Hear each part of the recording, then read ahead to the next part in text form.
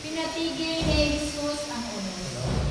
Kinagabihay sinabi ni Jesus sa mga alagad niya, "Tumawid kayo sa ibayo."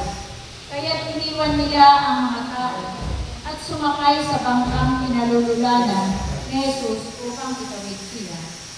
May kasabay pa silang ibang mga bangka. Dumating ang malakas na unos, tinampas ng malalaking alon ng bangka. Ano ba't halos mapuno ito ng tubig? Si Jesus naman nakahilig sa unan, sa may hulihan ng bangka at natutulog. Ginising siya ng mga alagad, puro kanila. Hindi ba ninyo alimkana? Lulubog na tayo. Umangon si Jesus at iniutos sa hangin, tigil, at sinabi sa dagat, tumahimik ka. Tumigil ang hangin at tumahimik ang dagat. Pagkatapos sinabi niya sa mga alagad, bakit kayo natatakot? Wala pa ba kayong pananalig?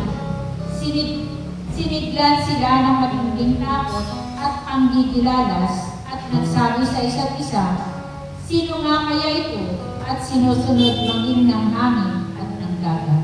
Ito ang mabuting balita ng ating kaligtasan. Purihan natin, Panginoon Jesus Christ.